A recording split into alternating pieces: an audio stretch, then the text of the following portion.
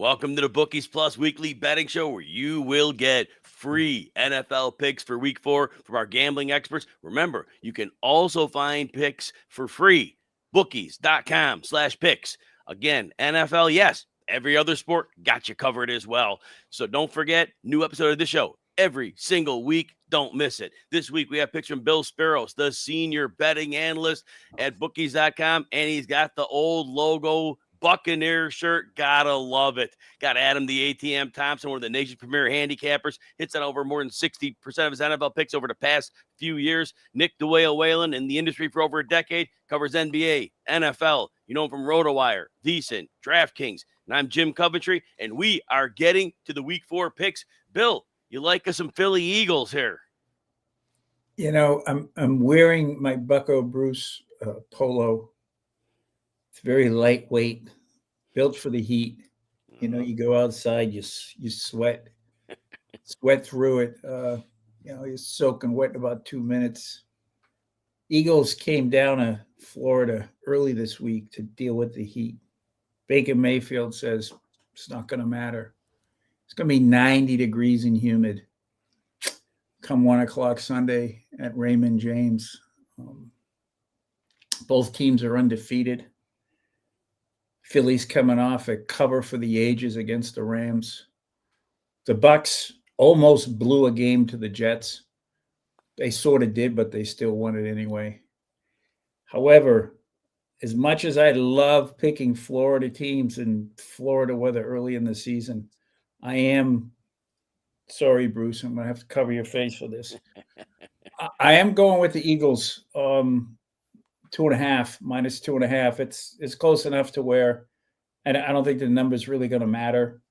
This is maybe a field goal plus game. Tampa is dealing with a lot of injuries, and Mike Evans is out. That's going to hurt them. He's the binky. He's Baker's binky, and he has really bailed them out time and time and time again, going back to the Brady days.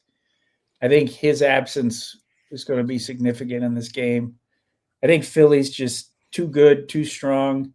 They're not having any sort of letdown this year. Very impressed with how they play, and despite everything pointing toward Tampa, even Bruce here, Bucko Bruce, is very sad. Sorry about that, Bruce. I'm very sorry. I'm very sorry. I promised him extra fabric softener next time I wash this shirt. It's a deal. I'm going to have to go with the champs here. I just think they're just too good, too deep. And the fact that they're cognizant of the heat. And again, the Bucs sort of wilted last week. I mean, they blew a 17-point lead to the Jets. That's not very impressive. No, it is not. So Bill is on the Eagles, minus 2.5. Adam, you and I both like the Broncos. Why don't you start, and then I'll pile on. Yeah, -7 if that's the number on Monday night at home in the mountains. And, the Bengals, they rank dead last in rushing. They lead in turnovers. If this Broncos defense can pin its ears back and go after turnover-prone Jake Browning, that spells a lot of trouble for Cincy's offense. I don't know how they're going to keep up. Denver's offense isn't really, they're not the big play. They haven't really had big plays, I guess, this year, but I think they're capable of it. They're 1-2, but they lost on a last-second field goal to the Colts after a penalty that gave that kicker a second chance. They lost to the Chargers on a last-second field goal as well. Had 6 penalties that gave LA first downs in that game. So I think they're playing better than, they're not a 1-2 team. They've won 6 straight at home by an average of over 18 points a game. And I think they can continue that trend as well here. I think they're going to roll on Monday night. Yeah, that Cincinnati offensive line is one of the worst that we've seen in a while. And now, not like New York Giants bad of like 3 years ago, but it's real close. Like you said, they can't push in the run game, can't protect in the pass game. Jake Browning's got to get everything out really quickly. The Denver corners haven't been playing up to their reputations, but they're not going to have to cover very long in this one. So I'm with you on this one. The Broncos defense sets the tone. It's going to be hard for Cincy to score, and the Broncos offense is definitely work with a couple short fields, I'm sure. Browning's been a turnover machine, and that's enough to push the Broncos to the cover in this one. Nick, the revenge game, Micah Parsons, let go on that one. Yeah, well, first of all, I'm with you guys on the Denver Broncos. It's like I wanted to find a way to try to justify taking the points with Cincinnati. 7.5 with all those weapons feels like a lot. But what we also need to remember is that the Bengals defense is terrible as well, right? It's like we could talk about Jake Browning, we could talk about the O-line, but the defense has been a huge letdown. Not that we had huge expectations for it, I suppose, but there's not a lot of redeeming qualities right now for the Bengals. Anyway, Packers, Cowboys, get this at 6.5 in favor of the Green Bay Packers. Second straight road game for Green Bay. Could be a dangerous spot. I understand that. I see this as much more of a bounce back spot for the Green Bay Packers against what looks to me like a bottom 5, maybe bottom 3 defense. Dallas right now, 30th in the NFL in yards allowed, 31st in yards per play. They're dead last in passing yards allowed, last in net yards per pass attempt, which is interesting because we saw the Green Bay Packers really air it out in weeks 1 and 2, almost to an alarming degree. And then last week against Cleveland, I thought the Packers played a little bit too conservatively, of course, until late in the game when you're throwing it on 3rd and short for some reason. But Jordan Love attempted one pass that traveled more than 10 yards beyond the line of scrimmage in week 3. That was the big completion on 3rd down to Matthew Golden. Weeks 1 and weeks 2 combined 25 attempts that traveled further than 10 yards. I think we see that explosiveness again this week from Green Bay, targeting that terrible Dallas defense. Could be without a couple starters in the secondary. They're down 2 starters right now on the offensive line. Obviously, no CeeDee Lamb as well. And look, if you need anything else on the Dallas defense, guys, look at how Chicago looked against Dallas. Look at how the New York Giants looked against Dallas, and look how they've looked against every other opponent so far this season. So I think even if Green Bay struggles a bit offensively, this is still an elite defense. They're 9th in terms of total yards allowed through the first 3 games of the season. If you look at the last 15 years of NFL football, the defense was still great last week against Cleveland. That has not been the issue. So give me the Green Bay Packers to move to 10-2 against the spread against the Dallas Cowboys over the last 15 years. Round 2. Bill, one of my favorite games of the week. Cannot wait to see the Colts, Rams. Tell us about this one. Last week, the Rams held Saquon Barkley to 46 yards rushing. They still lost. That bodes well for Indiana Jones. This week's Temple of Doom is going to be SoFi Stadium. The Rams blew, they're coming off a disastrous loss into Philadelphia, blew a 19-point lead. Saw that cover disappear as Jordan Davis lumbered into the end zone. The Colts have yet to lose a turnover this year. Now, granted, they're playing a lot of CFL and XFL teams. But again, I'm confident in Danny Dollars. The Rams are going to stack Jonathan Taylor, but their defense is vulnerable to a solid passing game. And this number is 4.5, at least what I've seen. So that's basically a touchdown. I love this. I like this 4.5 number. This screams like a field goal type game. And I almost like the Colts outright here, but definitely plus 4.5. I'm very comfortable with that. Man, the last time I said I liked the team outright, it was 1 week ago when I said the Rams could beat the Eagles. But this one's going to work out. I have a good feeling about this one, Bill Speros. So I love that one. Hey, Adam, somebody's got to talk about Atlanta, Washington. Looks like Jaden Daniels practice, so maybe we'll get him back. What are your thoughts on this game? Yeah, this is a solid buy low moment. You're not going to get a better buy low moment for any team maybe all year than you will with the Atlanta Falcons right now. Losing 30-0 to the Carolina Panthers. A Carolina Panthers team, but by the way, that had about 226 yards of total offense, was outgained thoroughly by over 100 yards and won 30-0 against the Falcons. So I think the Falcons prime bounce back opportunity. This is still a good team. They ranked number 2 in the league in defense, in pass defense allowed, and they've taken on some pretty good passing teams. Took out Justin Jefferson's Vikings, Baker Mayfield's Bucks. So I think they can bounce back offensively. And I think, Jaden Daniels, it sounds like he's going to play. I think Terry McLaurin is going to sit. I think that's a big deal. And I think the Falcons at home with that defense can keep it close. And I just feel like it's a bounce back opportunity. I think the Commanders are a little overvalued right now, and the Falcons after last week are a little undervalued. Nick, you're going to break the seal on our overs and unders here. You're going to talk some Jacksonville 49ers. Yeah, you guys know I love a good total. Try to get at least one in on here every single week. And I'm looking at the under 47.5 between the Jags and the Niners. Jacksonville making the cross-country trip up to Santa Clara, I believe, is where that stadium is officially located in Northern California. We got a lot of question marks, of course, on the San Francisco side of things. There's a report earlier today that Brandon Ayuk is nowhere close to returning. Both Ricky Pearsall and Juwan Jennings are on the injury report this week. Jennings didn't play last week.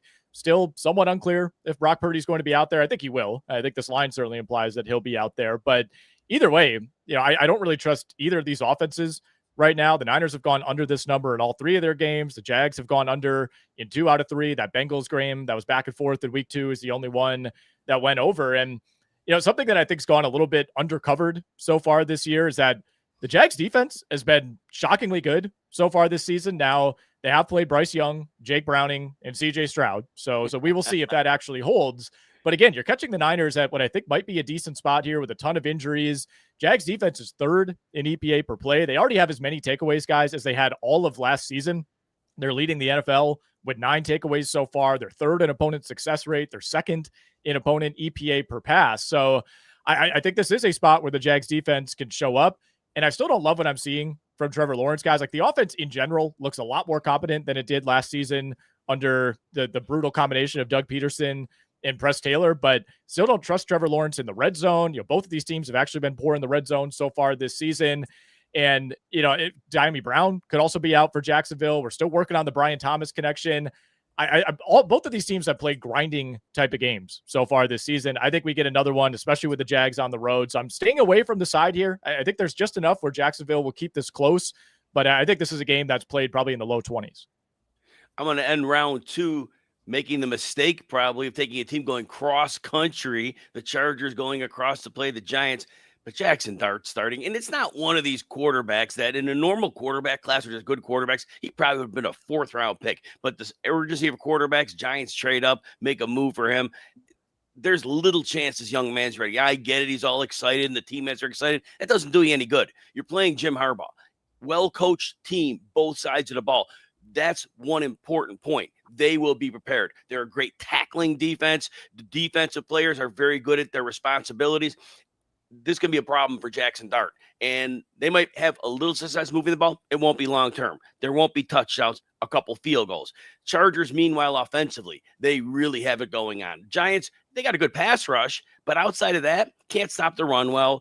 Definitely are very compromised at the second level in terms of defending receivers. And this team has 3 pass catchers who are all eating. Chargers are rolling. I know it's one of these weird spots coming off a big divisional win, but I don't see this team as a team that's going to let down. Harbaugh is not one to likely do that. So I do like the Chargers laying 6 points here.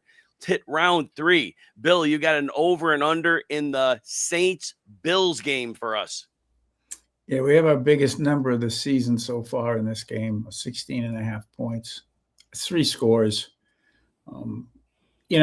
Probably easy cover for the Bills, but I'm looking at this in a different way.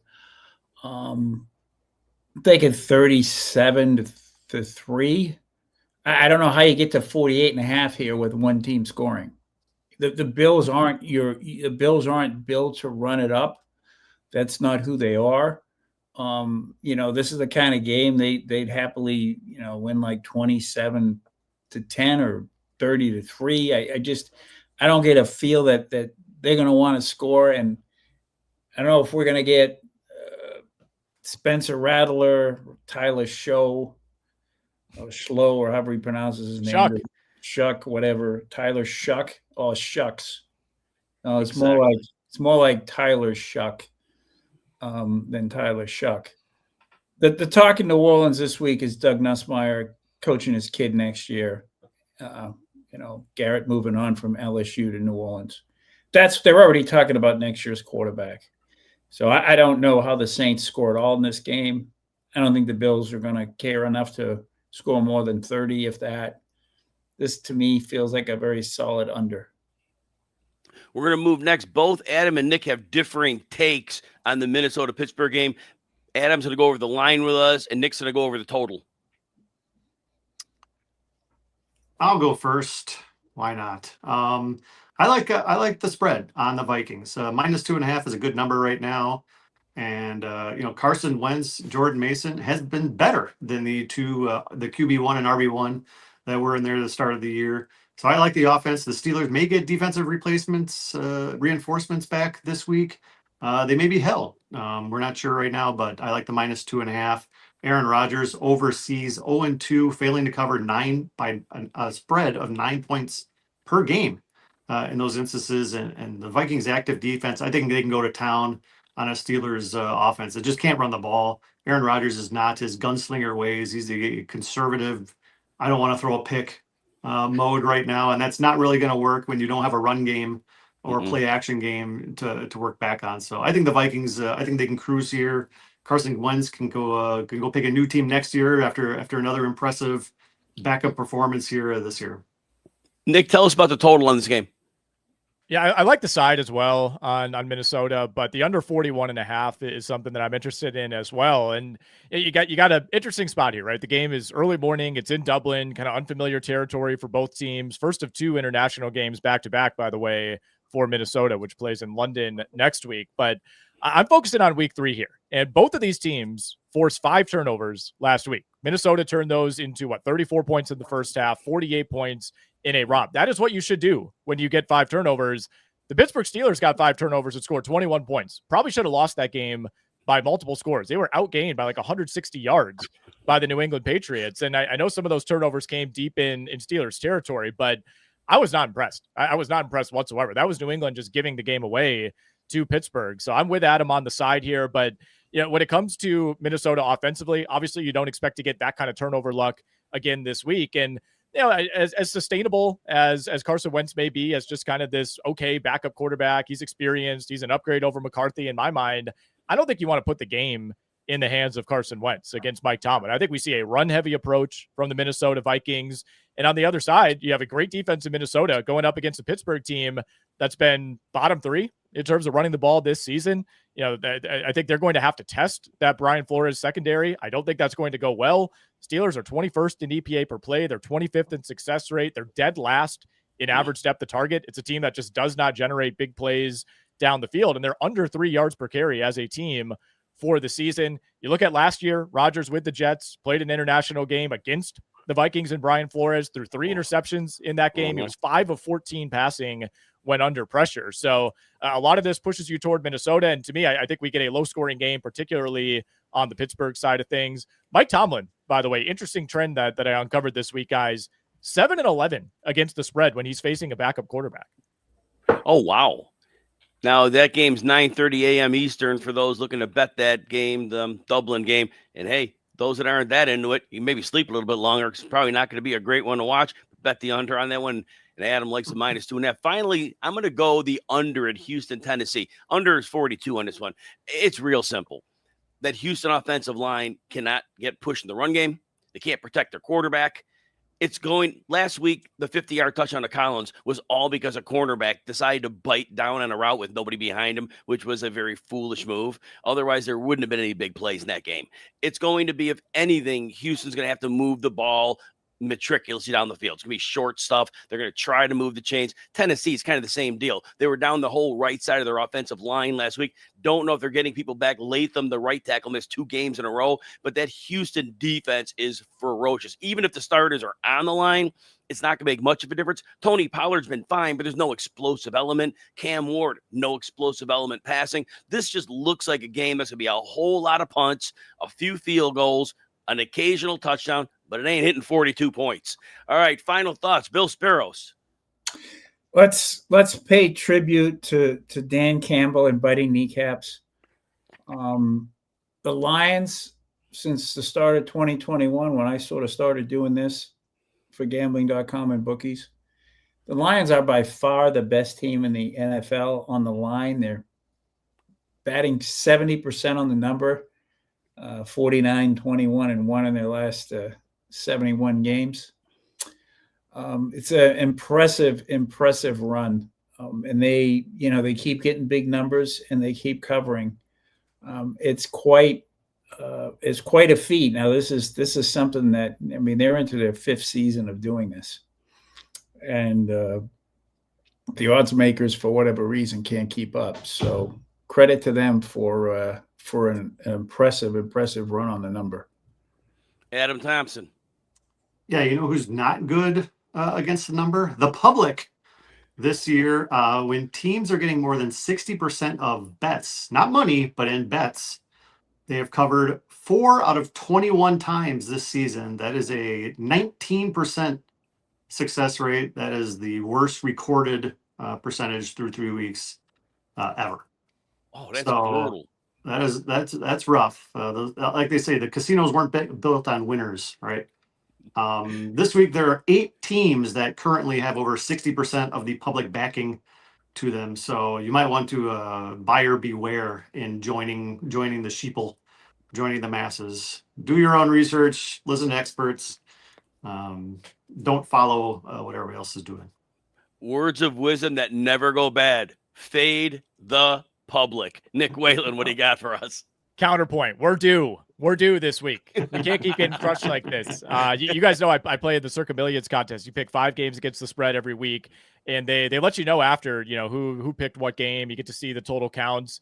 I believe so. Through 3 weeks here, the 5 most popular games each week are a combined 3-12 now. So that certainly backs up what Adam is talking about. I have something really important to mention here, guys. We are seeing the debut of the NFL quote unquote rivalry jerseys this week. You guys know I'm a jersey guy. I follow the uniform things this time of year, and both the Cardinals tonight, in fact, against the Seahawks, and the Miami Dolphins will be debuting their rivalry alternates. Cardinals going with like an off-white with a bunch of like kind of splatter marks, for lack of a better term. I think it's supposed to resemble like a dust storm in the desert. Dolphins are pulling out these pretty slick black alternates that I think will look very cool for their game against the Jets. We will also see the Jets, Bills, Patriots, Seahawks, Rams, and 49ers wear their rivalry jerseys later in the season. So something to monitor. My last look, the Kansas City Chiefs, 1-2, based on tiebreakers, are in last place in their division. It's 3 games. Do we sound the alarm? Travis Kelce looks dusted. They're going to get Xavier Worthy back soon, maybe limited this week. They're going to get Rashee Rice back. But this team, they won 15 games last year, and give them credit. They knew how to win. But it's starting to look like it's going to be a problem there. Andy Reid doesn't have the genius game plans he often had. They probably make the playoffs, but I don't think this is a year we're going to see them back in a Super Bowl or the conference championship game. And that's something we haven't had happen in a long, long time. Nope. All right, everybody. It's been the Bookies Plus Weekly Gambling Show. Make sure you bookmark bookies.com/picks so you can check out our free picks on all sports all year long for both NFL and every other sport you love. Be profitable in week 4, and we'll see you next week.